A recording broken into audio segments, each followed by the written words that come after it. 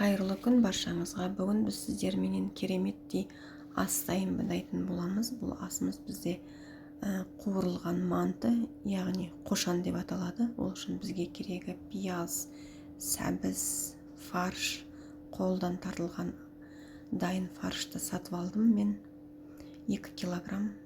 Өйткені мен негізі сіздер 1 килограммнан жасасаңыздар да болады. Мен үйіме қонақ шақыратын болғандықтан 2 килограмм фаршты бірақ қостым. Енді осы фаршымызды табамызға салып, дайындап алдын ала ашып алған сәбізіміз бен пиязымызды ұсақтап, төртбұрышты етіп турап алатын боламыз.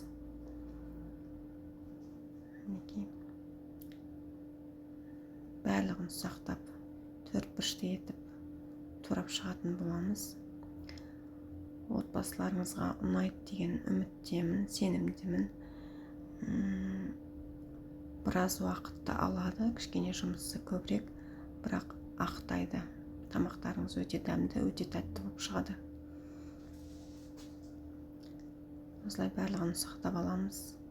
Егер менің видеом ұнаса, маған лайк басып тіркелуді ұмытпаңыздар. Менімен бірге болыңыздар. Алдағы уақытта бұдан да басқа тағамның түрлерін жасап көрсететін боламын. Және де менің каналымда басқа да видеоның түрлері бар. Көрсеңіздер болады. Мантының түрі бар, басқа жареный мантының басқасының барлығы бар. Буға піскен, дрожжевой манты, манты с тыквой, манты с мясом. Көріп шықсаңыздар болады. Мінекей сәбізімізді видеода көріп жатқандарыңыздай осылай ұсақтап, турап шығамыз, барлығын төртбұрыштап.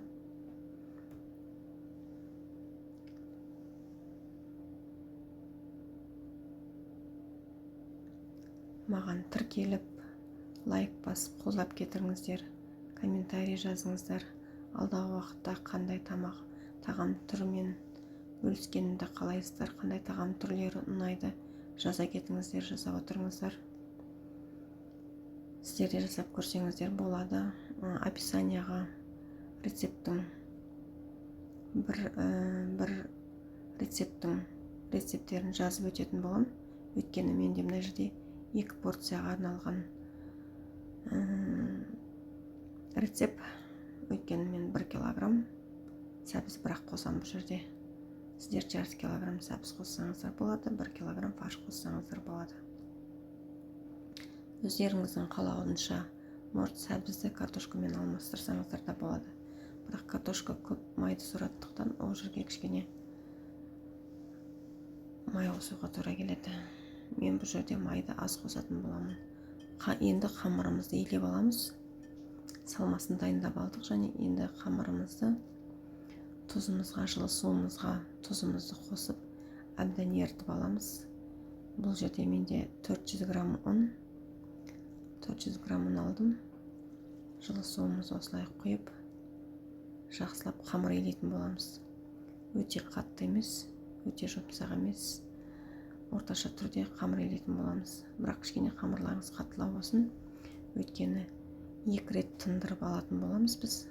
Жұмсарып кетуі мүмкін. Қолымызбен қатты қысып, осылай қамыр жасайтын боламыз. Қамыр илейтін боламыз. Негізі осындай қолдан жасалған тамақ дұрыс деп ойлаймын өзім. Үйде жасалған тамақ берекелі, тойымды келеді. Қазіргі уақытта көбісі заказ береді. Ал мен өз қолымнан жасауды жөн көрдім. Сіздерге де кеңес беремін.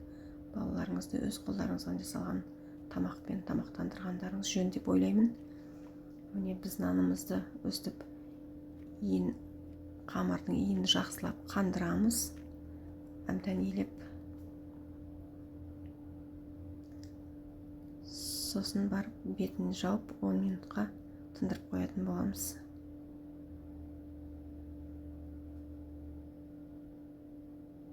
Нанымыздың иі қанса өте жақсы эластичный болып шығады.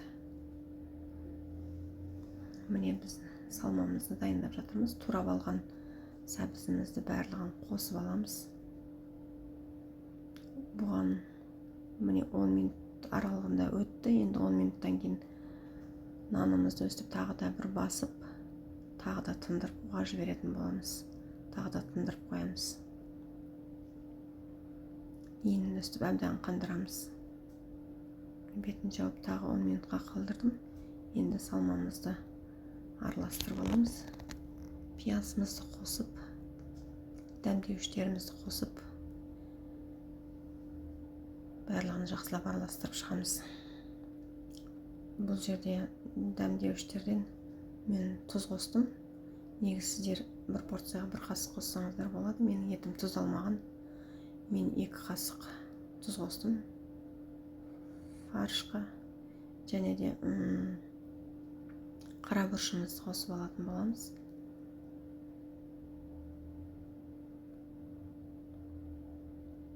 Өз қалауларыңыз шат қоссаңыздар болады дәміне қарай. Енді сумаймыз қосып шығамыз. Сумайды анша қатты көп қоспадым. Өйткені менде фаршым майлы екен. Сондықтан өте қатты майлы болып кетпеу керек. Өйткені сырты майға қуырылады қазір бұның. Сондықтан сырты да іші де көп майлы болып кетпеуін қаламадым. Майды кішкене азырақ қойдым. Өздеріңіз видеода көріп тұрғандай бәріне жақсылап тұзы сіңгенше барлық жерін араластырып шығатын боламыз.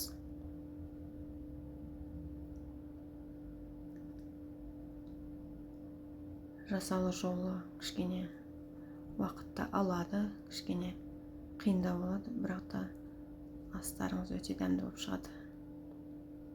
Сіздер де жасап көріңіздер. Сіздерге де жасап көруге кеңес беремін. Қонақтарыма ұнайды деген үміттемін. Бар көңіліммен жасап жатырмын.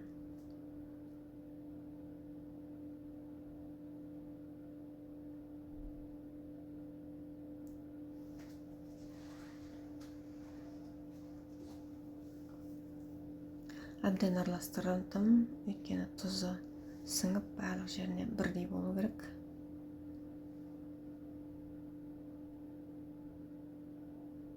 Ең бастысы маған тіркеліп лайк басуды ұмытпаңыздар. Мінекей қамырымызды тынып дайын болып қалды. Енді бұны жақсылап, өте жұқа емес, өте қалың емес, орташа көлемде жайып алатын боламын. Өздеріңіздің қалауларыңызға қарай жасасаңыздар болады. Кейбіреулеріңіз жеке нанды кесіп алып, кішкентай оқтауменен жайып, домалақ етіп түйіп жатады. Менде өте көп болғандықтан, уақыттың тығыздығына байланысты, мен осылай нанымды бір келкі қылып жайып аламын да, үлкен қылып, бірақ сосын кесіп, бәрін бірақ түйетін боламын. Қазір өздеріңіз видеода көргендей көресіздер. Мінекей қамырымыз дайын болды. Не осылай ұзыншақ етіп бірінші кесіп шығатын болам.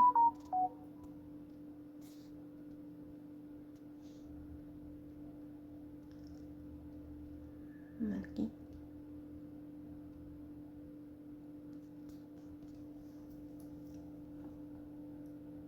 Енді оны аса қатты төрпіштемей, ұзыншақта оқып кесетін боламыз, собақта оқып қамырымызды. Қамырымыздың нанын ұзыншақтап етіп кесіп алдым.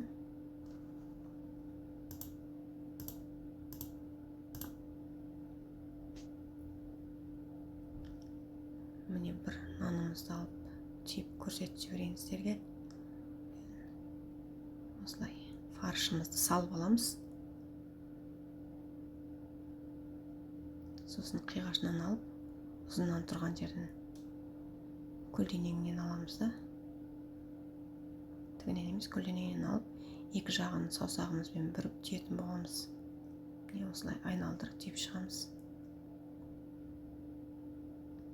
Міне аяқ жағына дейін осылай түйеміз. Мінекей осылай түйіп шығамыз. Бұл енді қонақтарға әдемі болу үшін жасап жатырмын. Сіздер өз отбасыларыңызға өздеріңіз қалаған жарыңызша түйсеңіздер болады. Төрт тұпыштығып түйіп жан-жағын етсеңіздер де, бітеп қойсаңыздар да бола береді. Мінекей осылай түйіп шығатын боламыз. Жан-жағын қысып екі саусағымыздың көмегімізбен. Тағы біреуін көрсетіп жіберейін.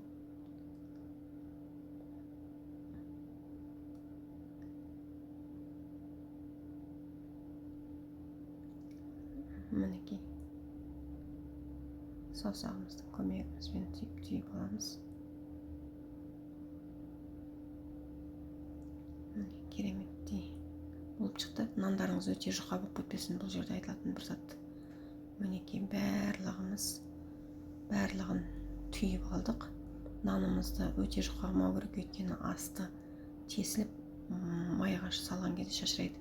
Ысытып алған майымызға, өстіп қошандарымызды қатты ысып тұрған майымызға салып, екі жағын аударып қуырып алатын боламыз.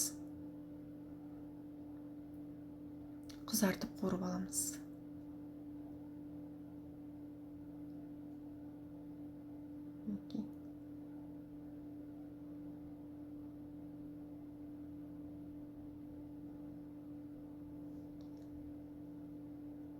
Міне осындай болып шығады.